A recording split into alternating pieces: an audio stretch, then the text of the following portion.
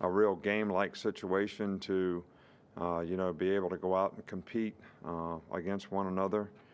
I think we're still going to keep the same format in the 8-day game to, the first defense is on one team, the first offense is on the other team, the first offense is with the second defense, the first defense with second offense. So the ones are always playing against the ones, and the twos are always playing against the twos.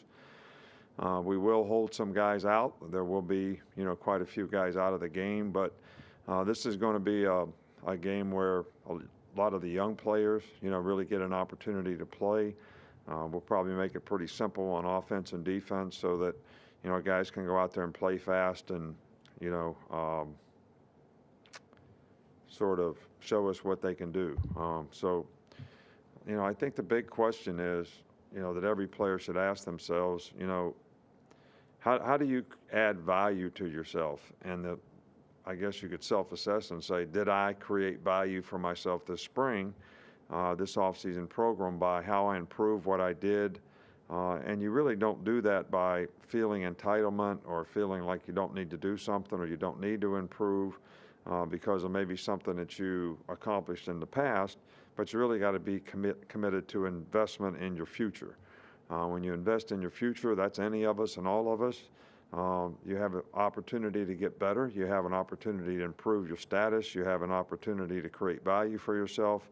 And then you also, when you're in a team situation, you have a chance to add to the value of the team and what the team can accomplish. So, I know the players are really looking forward to at least having 50% stadium full. That'd be great. I encourage people to come out.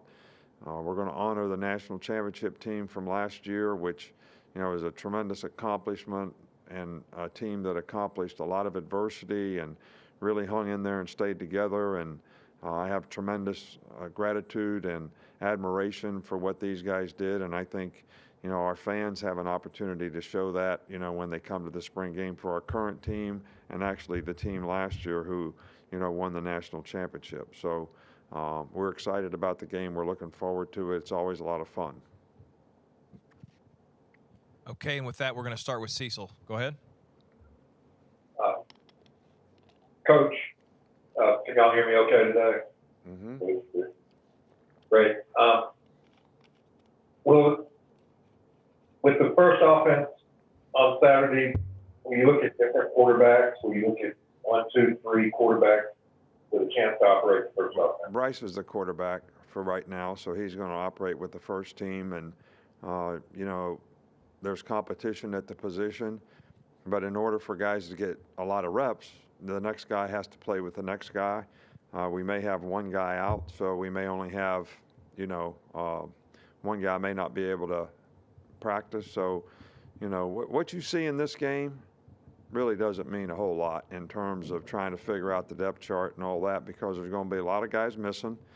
And, so how we play guys in this game doesn't necessarily mean anything relative to next year. We'll go to Aaron Suttles. With Bill O'Brien, him having worked with Deshaun Watson and doing some stuff with the RPO, do you think that helps him, given the fact that last time he was in college with Penn State, he was more of a pro-style offense? Yeah, I think it helps, but we're a pro-style offense too. So that part of it is something that he can contribute to and understands very well.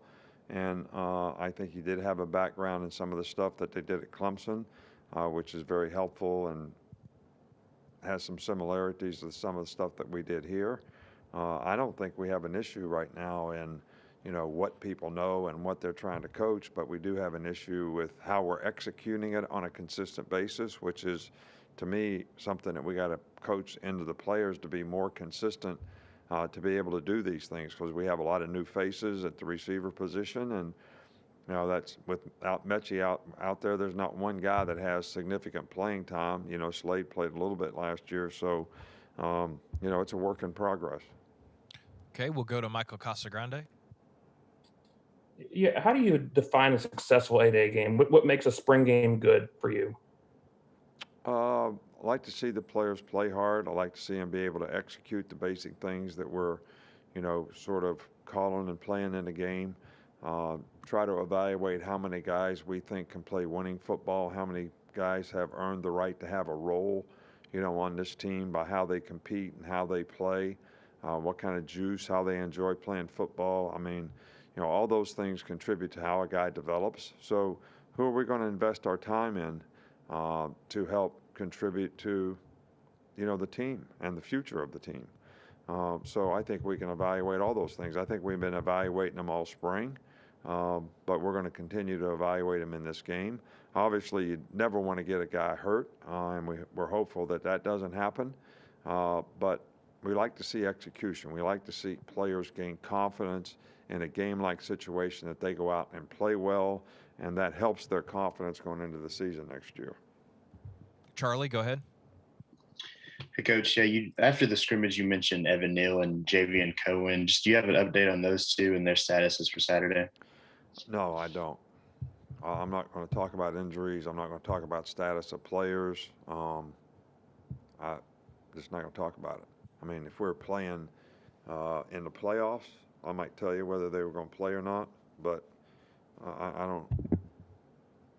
If they play, it's going to be an opportunity for them to improve and get better. If they don't, it's going to be an opportunity for the guy that's behind them to play and get better. So either way, we win. So I don't think it's significant. Okay, we'll go to Tony. You mentioned Bryce being the guy right now. How happy are you I that just he's said Bryce is going to play with the ones, all right? So that's the way it's going to be. How happy are you that he's been able to kind of progress the way he has been? And do you find he's more confident now? Well, how do you know that he's progressed the way he has been? What have you seen that be able to make that statement, first of all? I mean, I'm happy with his progress. I don't want you to think that, but I don't know where you sort of can just come out and make that statement. But I'm happy with his progress. I think he's played well this spring. I think he showed good leadership. He's made progress. I think he understands the offense. He's worked hard. So, I can make the statement because I watch him practice every day, but I don't know how much practice you saw. Okay, with that, we'll go to Blake Topmeyer. Nick, with the NCAA D1 Council passing the rule for the one-time transfer exception, how do you foresee that affecting, how you build an incoming class? Does that require you to think about how many spots you save for transfers, versus high school prospects? We have thought about a strategy that we'll use. You've heard me speak about this before. But now that it is a rule, we're going to adapt to it and making it an advantage for us. I think what's going to happen, as you see happen in a lot of leagues, the good players go to a good team, and the bad players leave good teams because they're not playing. So is that going to make the rich get richer? I don't know. You can decide that, but we will only look for transfers that are going to help our team be better. So that means we have to have a need for them. They have to be better than the guys that we have in the program right now at their position. And so we'll be selective in how we choose guys. We're still going to recruit quality players that we can develop in the program. I don't think it's going to change our philosophy on that. Because if we save spots to be able to do this, then what happens with the guys that leave your program? You just replace them with guys from other programs who probably, I don't think we're going to have our best players on our team want to leave Alabama. I mean, we do a great job here of helping players develop, be more successful in life. Lots of player development. Most guys that have left here call back 100 times wanting to come back. All right, so I don't think because we do such a good job academically with our guys' career development program, we've done a really good job and have a good track record of graduating players, developing guys to play at the next level. So I don't think our good players are going to be leaving, but I think we'll be able to get some good players to join us when we have room to do that. All right, Coach, that's all we've got for today. Thank you. All right, thank you.